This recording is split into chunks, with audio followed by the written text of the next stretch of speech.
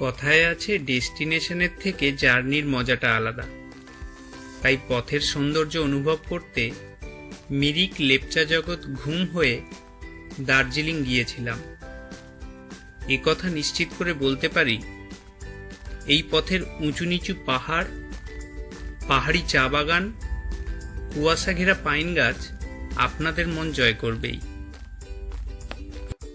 আগের দিন শিয়ালদা থেকে রাত 10টার দার্জিলিং মেল ধরে পরের দিন সকাল 8টায় নিউ জলপাইগুড়ি স্টেশনে পৌঁছালাম। ওখানেই সকালের ব্রেকফাস্ট সেরে আগে থেকে ঠিক করে রাখা গাড়িতে দার্জিলিংয়ের উদ্দেশ্যে রওনা দিলাম।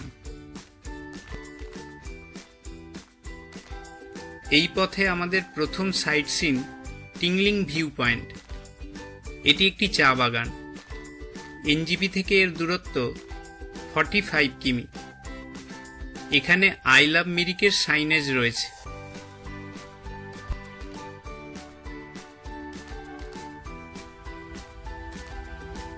এখানে কিছু ছবি তুলে রওনা দিলাম 9 কিমি দূরত্বে থাকা মিরিকের উদ্দেশ্যে।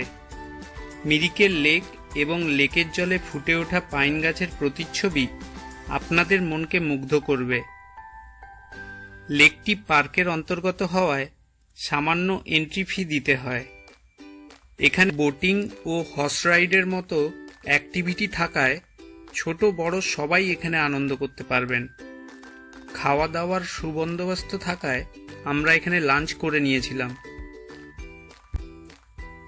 আপনারা চাইলে মিরিকে একদিন থেকে গোপালধারা টি গার্ডেন, জোরপোখরি, বোকার মনেস্ট্রি এবং পশুপতি মার্কেট ঘুরে দেখতে পারেন।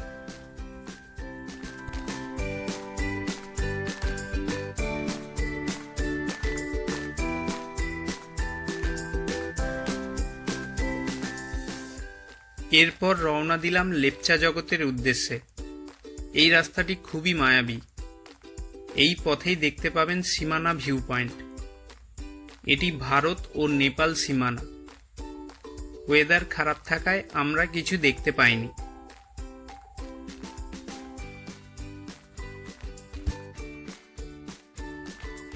অবশেষে পৌঁছে গেলাম লেপচা জগৎ। মনে হচ্ছে পাইন বনে ঘেরা মেঘের জগতে এসেছি। মেঘ এবং পাইনের জঙ্গলই এই জায়গার বিশেষত্ব।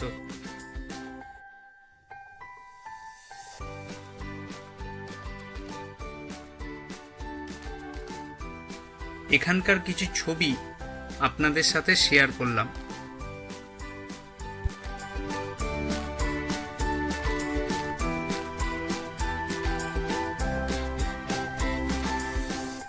এখানে খুব ভালো সময় কাটানোর পর রওনা দিলাম ফাইনাল ডেস্টিনেশন দার্জিলিংয়ের উদ্দেশ্যে।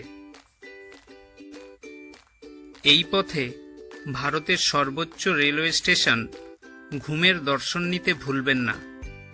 এটির উচ্চতা 2258 মিটার। বিকেলের দিকে দার্জিলিং পৌঁছে হোটেলে চেক ইন করলাম।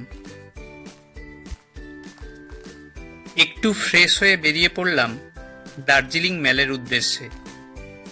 ওখানে গিয়ে আপনার খুবই ভালো লাগবে, ঠিক যেন কলকাতার ধর্মতলা। যত ইচ্ছে মার্কেটিং করতে পারেন, যত ইচ্ছে স্ট্রিট ফুড খেতে পারেন। এই জার্নি সম্পর্কে আপনার কোনো মতামত থাকলে কমেন্ট বক্সে জানাতে পারেন। আর ভিডিওটি ভালো লেগে থাকলে লাইক এবং সাবস্ক্রাইব করে পাশে থাকবেন।